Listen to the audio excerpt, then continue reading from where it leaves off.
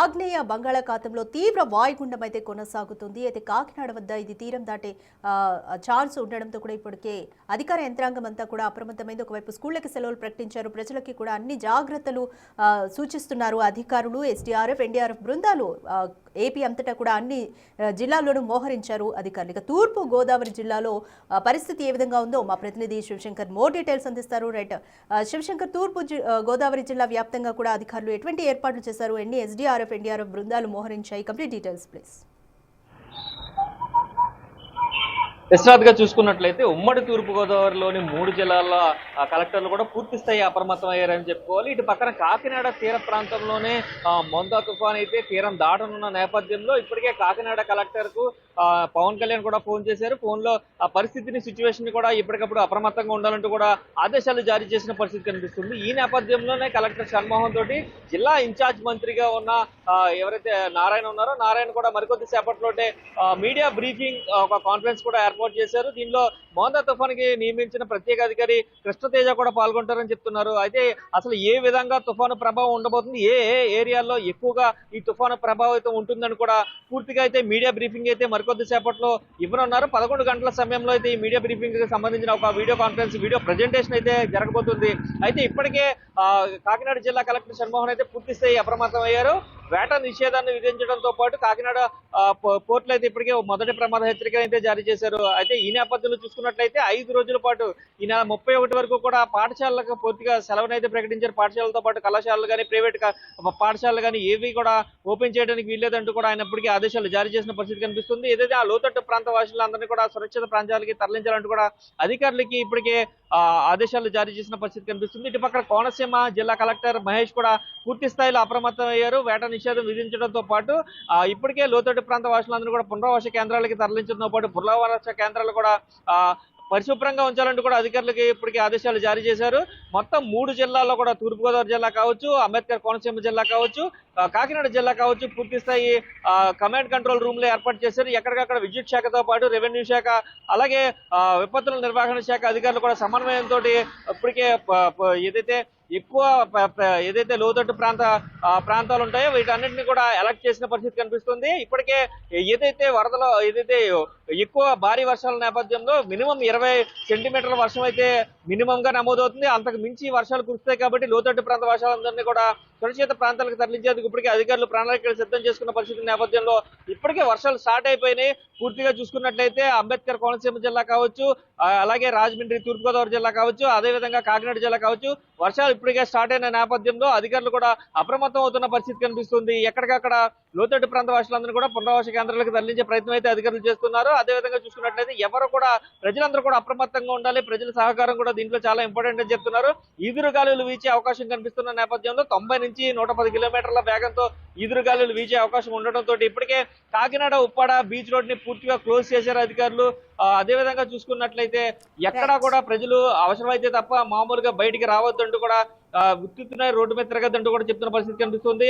అయితే ఓవరాల్ గా చూసుకున్నట్లయితే మోందా తుఫాన్ నేపథ్యం ప్రభావం ఎక్కువగా కాకినాడ జిల్లాలో ఉంటుంది కాబట్టి కాకినాడకి సంబంధించి అధికారులు పూర్తి స్థాయి అలర్ట్ గా ఉన్నారు. ఇప్పటికే ఎన్డీఆర్ఎఫ్ బృందాలు కూడా కాకినాడ హెడ్ క్వార్టర్ కి చేరుకున్న పరిస్థితి కనిపిస్తుంది. అదేవిధంగా కోనసీమ కూడా ప్రభావం ఎక్కువగా కనిపిస్తుంది. అక్కడ కూడా ఎన్డీఆర్ఎఫ్ బృందాలు కూడా చేరుకున్న పరిస్థితి కనిపిస్తుంది. ఎక్కడ కూడా ప్రాణ నష్టం జరగకుండా కాపాడే విధంగా అయితే ఇప్పటికే అధికారులు అయితే ప్రణాళికలు సిద్ధం చేసుకున్న పరిస్థితి ఇక్కడ కనిపిస్తుంది. Radhika, thank you Shivashankar. ఏపీని తుఫాను వణికిస్తుంది. రేపు రాత్రికి గానీ కాకినాడ వద్ద తీరం దాటే అవకాశం ఉంది. అయితే ఇప్పటికే ఎన్డీఆర్ఎఫ్, ఎస్డీఆర్ఎఫ్ బృందాలు కాకినాడ హెడ్ క్వార్టర్స్ కి చేరుకున్నాయి. అక్కడ కూడా ప్రజలకు అన్ని జాగ్రత్తలపైన కూడా సూచిస్తున్నారు. అధికారులు అప్రమత్తంగా ఉన్నారు.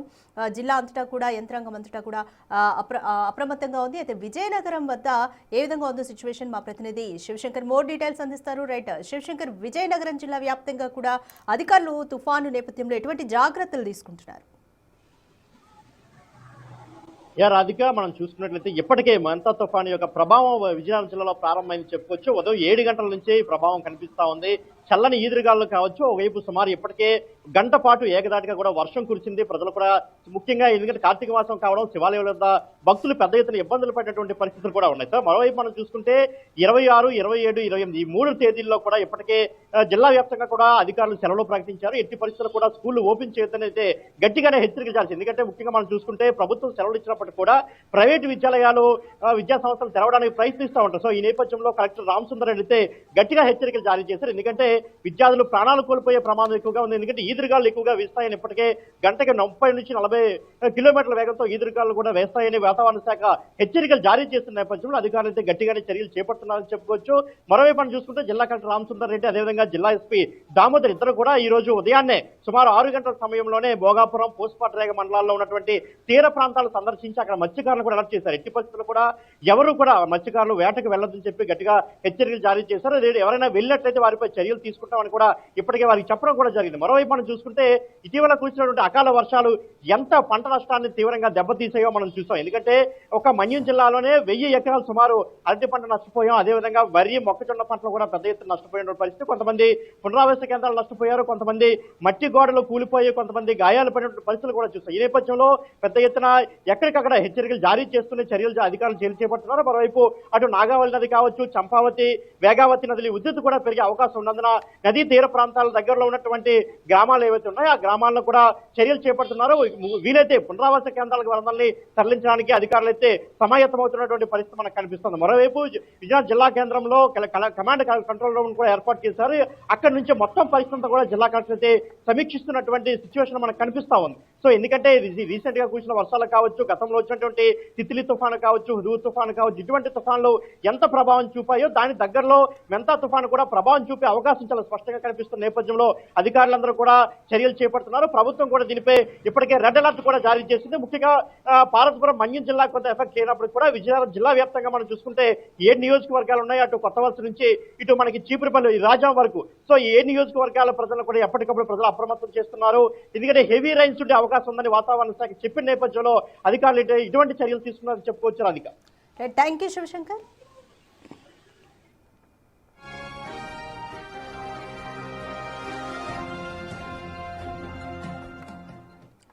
రైట్, ఏపీకి మోందా తుఫాను గండం పొంచి ఉండడంలో అన్ని జిల్లాల వ్యాప్తంగా కూడా అధికార యంత్రాంగం అప్రమత్తమైంది. ఈ తుఫాను ప్రభావం కోస్తా జిల్లాలపైన ఎక్కువగా ఉండనుంది. అయితే ఆగ్నేయ బంగాళాఖాతంలో తీవ్ర వాయుగుండం ఇంకా కొనసాగుతుంది. ఇది తుఫానుగా బలపడే ఛాన్స్ ఉందని ఐఎండీ ఇప్పటికే హెచ్చరించింది. రేపు రాత్రికి కానీ కాకినాడ వద్ద తీరం దాటే అవకాశం ఉంది. ఈ వాయుగుండం కాకినాడకి 710 కిలోమీటర్ల దూరంలో కేంద్రీకృతమై ఉంది. అయితే రేపు ఎస్పెషల్లీ మంగళవారం దాదాపు 12 గంటల పాటు కూడా ఈ తుఫాను తీవ్రత కొనసాగుతుందని ఇప్పటికే ఐఎండీ హెచ్చరించింది. ప్రజలకు కూడా జాగ్రత్తకు సంబంధించి అన్ని సూచనలు చేసింది. తీర ప్రాంత ప్రజలను సురక్షిత ప్రాంతాలకు ఇప్పటికే తరలించింది.